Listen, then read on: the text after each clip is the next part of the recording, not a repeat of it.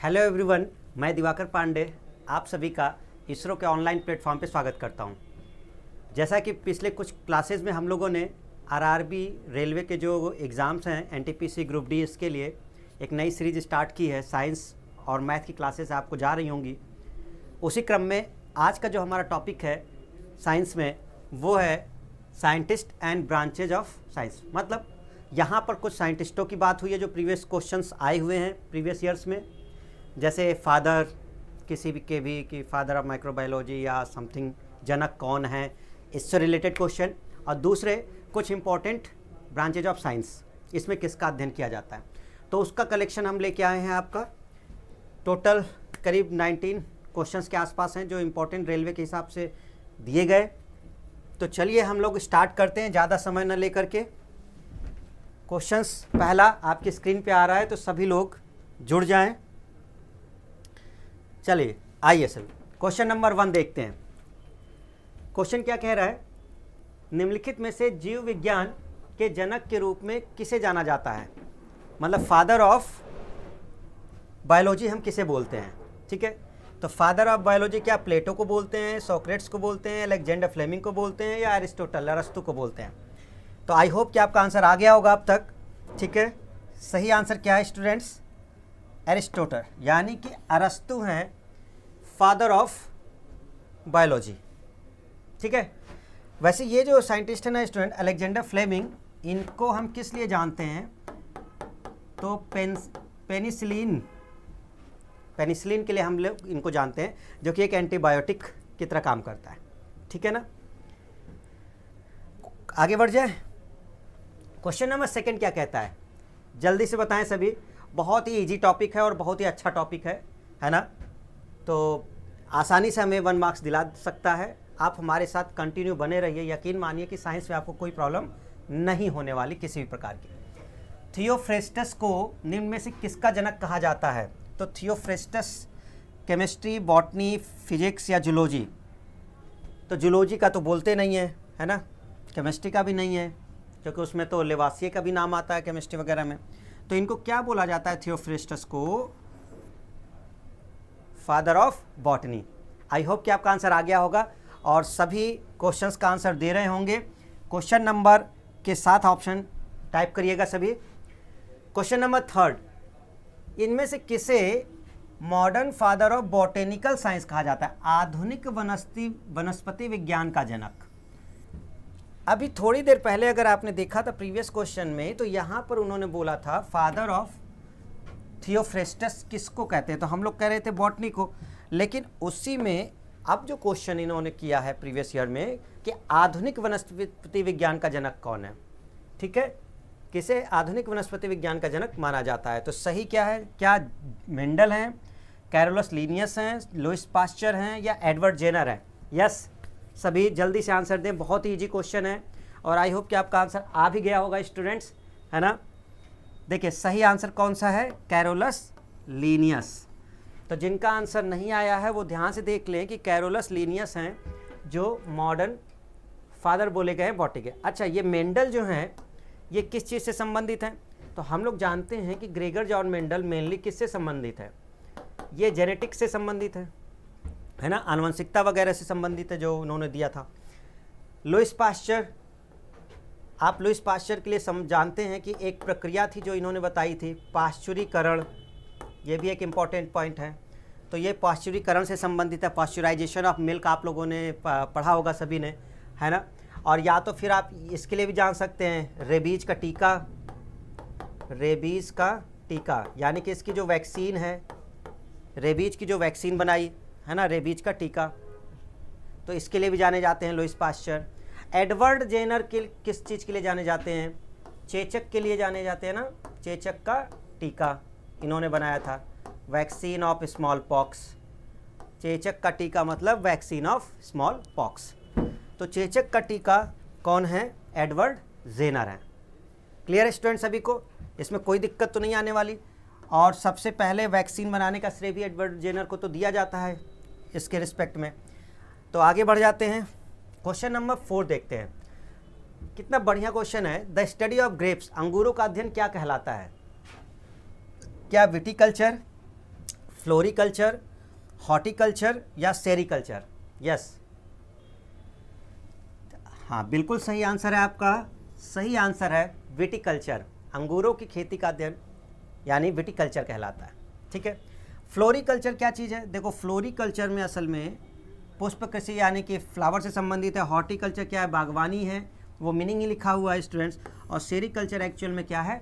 रेशम उत्पादन है। ठीक है, उससे संबंधित है। तो सही आंसर आपका विटिकल्चर।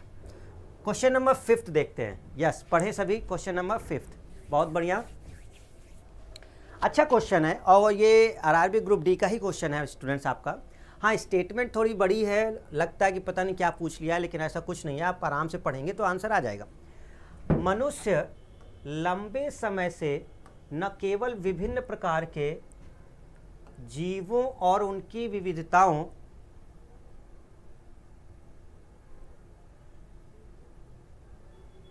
के बारे में जानने में रुचि रखते थे, बल्कि उनके बीच के संबंधों के बारे में भी जानना चाहते थे। अध्ययन की इस शाखा को कहा जाता है human beings for a long time have been interested in knowing not only about different types of organisms and their variations but also about the relationships between them. This branch of study is called, यानी कि बहुत समय से जो हम human है वो अलग अलग प्रकार के, विभिन्न प्रकार के जीव कौन कौन मौजूद हैं उनके बारे में जानना, उनके बिहेवियर, इन सब में छुक रहा है वो, लगातार करता रहा है स्टूडेंट। तो क्वेश्चन ये है कि ये किस ब्रांच में अध्ययन किया जाता है? तो सही आंसर है आपका, देखिए, क्या अरेंजमेंट है, क्या सिस्टमेटिक है, क्या कोऑपरेशन है, क्या सर्कुलेशन है? तो हमें ब्रांच पूछा जा रहा है, तो सही आंसर निकल के आता है सिस्टमैटिक्स। इसे हम लोग सिस्टमैटिक के अंतर्गत स्टडी करते हैं। ओके, अच्छा क्वेश्चन था। क्वेश्चन नंबर 6, ये भी एक बेहतरीन क्वेश्चन है जो रेलवे के एग्जाम का ही है स्टूडेंट्स। मानव ज्ञान की प्रकृति, उद्भव और सीमाओं का दार्शनिक अध्ययन क्या कहलाता है? The philosophical study of the nature, origin and limits of human knowledge is called. पढ़ लिया सबने? एपिस्टेमोलॉजी, इथोलॉजी, एंडेमोलॉजी या इनोलॉजी, क्या बोला जाएगा? यस, जल्दी से अटेम्प्ट करें इसे, क्या बोला जाएगा स्टूडेंट्स? देखिए आंसर आ गया होगा, आगे बढ़े तो देखिए क्या बोलते हैं, मानव ज्ञान की प्रकृति, उद्भव और सीमाओं का दार्शनिक अध्ययन, ये बोला जाता है एपिस्टेमोलॉजी। यस, आपने सही समझा, एपिस्टेमोलॉजी, इसको बोलते हैं एपिस्टेमोलॉजी। ये क्या चीज़ होता है? इथोलॉजी क्या है? ये एक्चुअल में एनिमल बिहेवियर से संबंधित है, एनिमल बिहेवियर। ओके, जो एनिमल बिहेवियर है ना उससे संबंधित है, नॉन ह्यूमन एनिमल बिहेवियर है ये। तो इसका अध्ययन जब किया जाता है तो वो इथोलॉजी वगैरह में किया जाता है। एंडेमोलॉजी, ये तो एक शब्द है, जैसे एंडेमिक, पेंडेमिक, ये सब, एपिडेमिक, ये सब बनते हैं वैसे है, तो बीमारियों से रिलेटेड हुई होता है ये कोई। और ओइनोलॉजी, इनोलॉजी जिसको भी हम कहते हैं, ये एक्चुअल में वाइन मेकिंग से संबंधित है, वाइन मेकिंग से संबंधित है। ठीक है ना, वाइन मेकिंग से संबंधित है, जैसे शराब वगैरह जो वाइन नहीं बनती है तो उससे रिलेटेड होता है। तो हमारा आंसर निकल के आता है एपिस्टेमोलॉजी। चलिए क्वेश्चन नंबर 7, ये तो आसान है, ये तो कई बार रिपीट हुआ है तो आप जानते होंगे। कीटों का, जैसे ही कीट शब्द आ जाता है यानी कि इंसेक्ट, तो एंटेमोलॉजी आंसर आ जाता है। कीटों का मनुष्यों, पर्यावरण और अन्य जीवों के साथ संबंधों का अध्ययन किसके अंतर्गत किया जाता है? आ गया होगा आंसर सबका, क्योंकि कीटों का जैसे इंसेक्ट का आता है तो सही आंसर निकल के आता है एंटीमोलॉजी। ठीक है, चलिए आपके लिए क्वेश्चन है स्टूडेंट्स, माइकोलॉजी में किसका अध्ययन करते हैं? यस, माइकोलॉजी में, माइकोलॉजी में किसका अध्ययन होता है स्टूडेंट्स? कवक। किसका होता है? कवक, फंगी का। अच्छा, इथोलॉजी क्या है? इथोलॉजी तो अभी बात किया था, वही एनिमल बिहेवियर वाला। और ऑर्निथोलॉजी क्या है? पक्षी, पक्षी विज्ञान, इसके अंतर्गत हम लोग किसका अध्ययन करते हैं? बर्ड्स वगैरह का, तो ये पक्षी विज्ञान से संबंधित है। क्वेश्चन नंबर 8, यस, बहुत ही अच्छा, बहुत अच्छा, अटेम्प्ट करते रहें सभी, बहुत बेहतरीन। क्वेश्चन नंबर 8 क्या कहता है? किस शब्द का प्रयोग घरेलू कुत्तों के वैज्ञानिक अध्ययन के लिए किया जाता है? मतलब किस शब्द का यूज करते हैं हम उनके बारे में बताने के लिए? कार्पोलॉजी नहीं। देखो कार्पोलॉजी क्या है ना, फल रचना विज्ञान का मतलब समझते हो, ये फ्रूट एंड सीड से संबंधित है, बीज से फ्रूट, फल और बीज से संबंधित है ये कार्पोलॉजी, है ना। क्रेमेटिस्टिक्स, इससे कोई मतलब नहीं है इसमें। साइनोलॉजी, ये वाला सही है आपका आंसर, साइनोलॉजी, ठीक है। ऑप्शन नंबर ए हो गया है, ये ए बी ऊपर हो गया है, ऑप्शन सी और डी, तो हम इसे कहेंगे ऑप्शन नंबर ए, क्योंकि ऊपर बी हो गया है, क्रम चेंज हो गया है, तो साइनोलॉजी, साइनोलॉजी इसमें अध्ययन करते हैं हम लोग, ठीक है। क्लियर है सबको साइनोलॉजी का? इसको भी ध्यान रखेंगे। कार्पोलॉजी फल रचना है, फ्रूट एंड सीड से संबंधित है। क्रेनियोलॉजी क्या होता है? क्रेनियम एक शब्द होता है, हेड से संबंधित है, क्रेनियम बोलते हैं ना, क्रेनियम ये ऊपर वाला पार्ट जो 8 हड्डियाँ होती हैं, क्रेनियम का पार्ट, तो इसके से संबंधित होता है, ये स्कल से रिलेटेड है। आगे आते हैं क्वेश्चन नंबर 9 पे। बहुत बेहतरीन, मज़ा आ रहा होगा क्योंकि ये क्वेश्चंस बहुत टफ नहीं है और बहुत ही अच्छा टॉपिक है ये। जंतु विज्ञान की एक शाखा है जिसका संबंध उभयचरों के अध्ययन से। बताइए कितना बेहतरीन है। हमको वो पता करना है जिसमें उभयचरों का अध्ययन होता है, एम्फीबियंस का। क्या हर्पेटोलॉजी है? इथोलॉजी, देखो बार बार रिपीट हुआ, इथोलॉजी फिर आया, वही एनिमल बिहेवियर वगैरह करना। मैमोलॉजी क्या है आपका? स्तनपाई संबंधी विज्ञान या विद्या लिखा हुआ है, वही विज्ञान है। स्तनपाई, मैमल्स जिसे बोलते हैं, स्तनधारी बोलते हैं, जैसे वेल है, मनुष्य है, गाय है, ये सब लोग स्तनपाई हैं। मार्फोलॉजी आकृति विज्ञान, संरचना का अध्ययन करना, जो मार्फोलॉजी से प्लांट्स वगैरह है तो प्लांट मार्फोलॉजी, उसकी पूरी कैसा शेप साइज वगैरह है वो बताना, ठीक है। एथनोलॉजी, इथोलॉजी हो गया। अब आता है हर्पेटोलॉजी। एक्चुअल में आंसर सही है, बिल्कुल आपने सही पकड़ा, हर्पेटोलॉजी। इसके अंदर हम लोग सरीसृप एवं उभयचर दोनों का अध्ययन करते हैं, ठीक है स्टूडेंट्स। सरीसृप एवं उभयचर, तो रेप्टाइल्स और जो हमारे एम्फीबियंस हैं, दोनों का स्टडीज़ में किया जाता है। आगे बढ़ जाए, ओके। आइए क्वेश्चन नंबर 10 पर चलिए। क्वेश्चन नंबर 10 पढ़ते हैं। सबसे पहले क्या बोल रहा है, देखिए आखिर आ ही गया वो क्वेश्चन जो शब्द बार बार यूज हो रहा था ना। कौन सा शब्द यूज हो रहा था स्टूडेंट्स? अभी देखिए कितने क्वेश्चंस में वो ऑप्शन आ ही रहा था, इथोलॉजी वाला, है ना। निम्नलिखित में से कौन सा शब्द पशु व्यवहार के जैविक अध्ययन का सबसे अच्छा वर्णन करता है? पशु व्यवहार, एनिमल बिहेवियर। उतनी देर से हम लोग क्वेश्चन कर रहे थे, उसमें एक ऑप्शन जो हमेशा आ रहा था, कौन सा? Ethology. Best describe the biological study of animal behaviour. Aetiology, ethnology, entomology या ethology? Correct answer is ethology, बिल्कुल सही है, इथोलॉजी। तो आखिर वो हमें याद हो ही गया। एंटमोलॉजी आसान है। एंटमोलॉजी किससे रिलेटेड है? इंसेक्ट से, यानी कि कीट से, ठीक है। अच्छा, ये एटियोलॉजी क्या है और एथनोलॉजी क्या है? रोगों के कारणों का अध्ययन, the scientific study of causes of disease.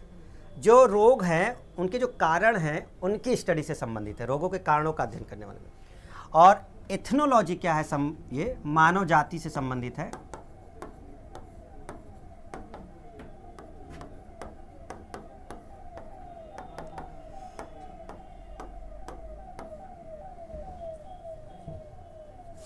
The scientific study and comparison of human races.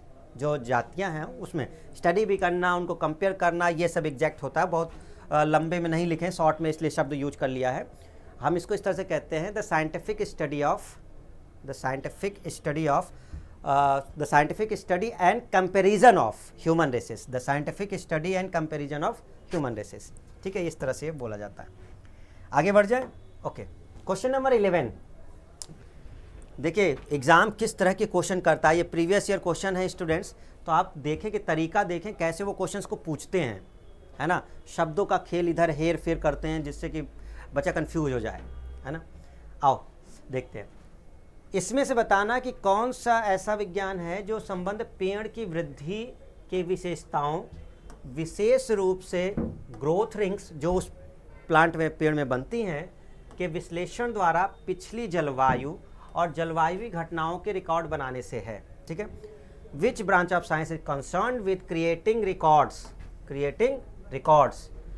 Of past climate and climatic events by analyzing tree growth characteristics, particularly growth rings।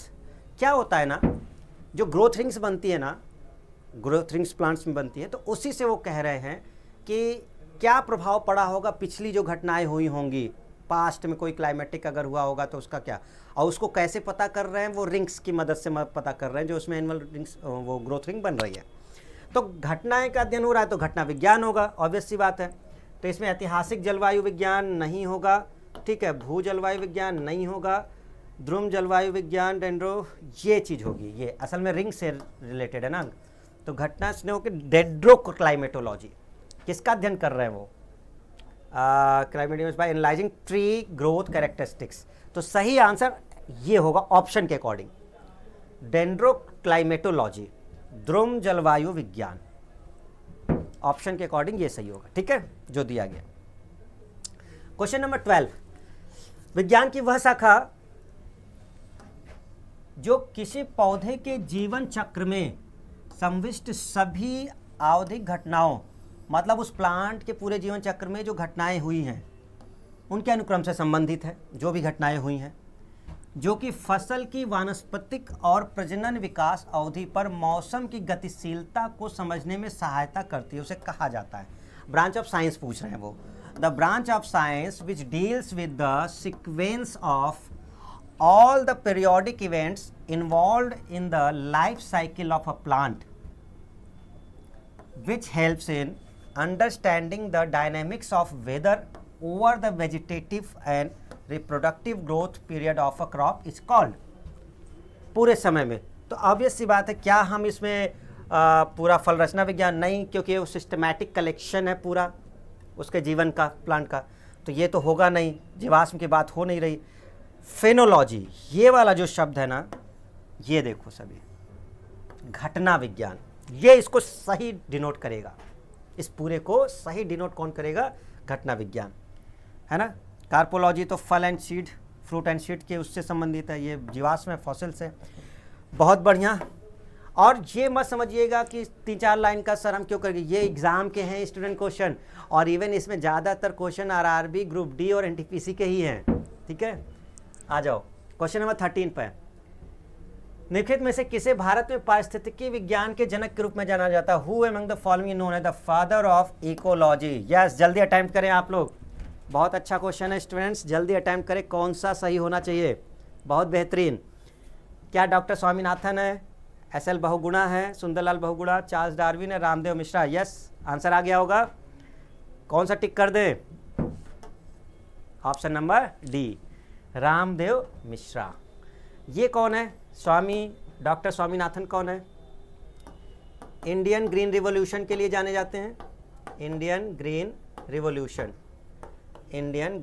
Revolution के लिए जाने जाते हैं। ठीक है, ये किसके लिए जाने जाते हैं? चिपको आंदोलन। कौन सा स्टूडेंट? चिपको आंदोलन। ठीक है, चिपको आंदोलन। और चार्ल्स डार्विन के लिए आप तो जानते ही हैं, ये ओरिजिन ऑफ स्पीसीज बहुत अच्छी किताब इनकी रही, और उसी में उन्होंने लिखा था कि थ्योरी ऑफ इवोल्यूशन दिया था इन्होंने, थ्योरी ऑफ इवोल्यूशन, है ना, theory of evolution by natural selection,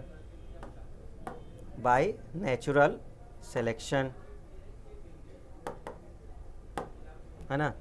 प्राकृतिक चयन के आधार पर उत्पत्ति का सिद्धांत जो चार्ल्स डार्विन का था। तो सही आंसर, क्या आपने सही आंसर दिया था रामदेव मिश्रा? और जिन्होंने सही दिया था तो कमेंट करके बताएं कि किनका किनका ये सही था। क्वेश्चन नंबर 14, आपको ब्रांच ऑफ साइंस बतानी है, विज्ञान की वह शाखा जिसका उद्देश्य मानव जनसंख्या के आनुवंशिक गुणवत्ता में सुधार करना है।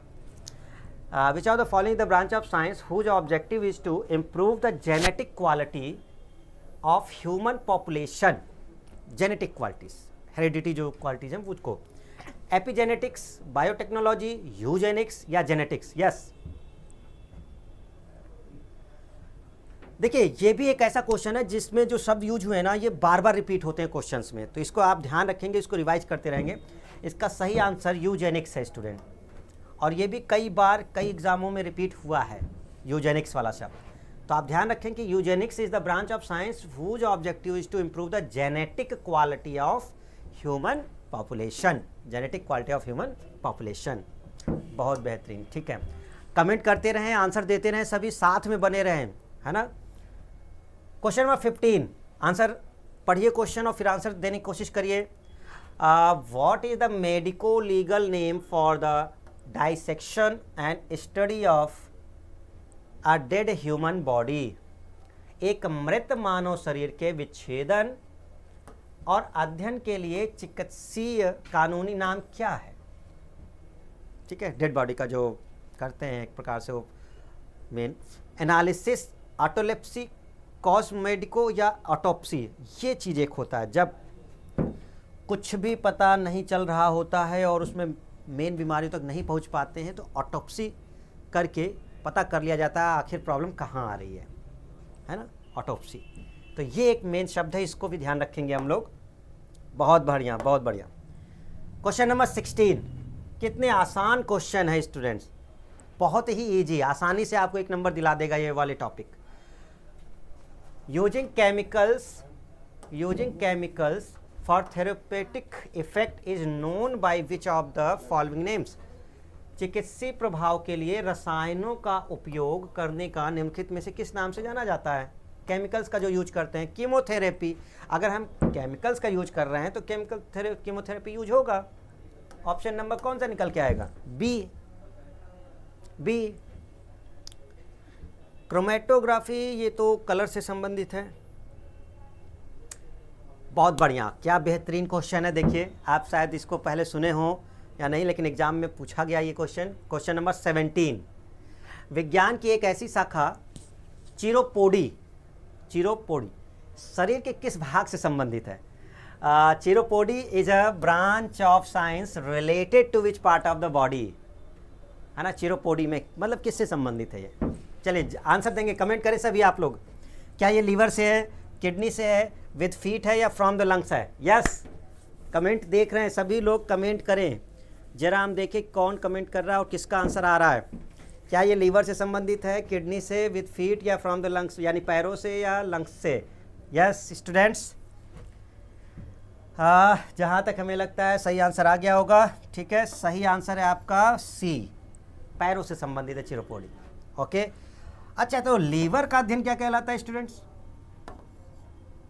लीवर का अध्ययन क्या कहलाता है?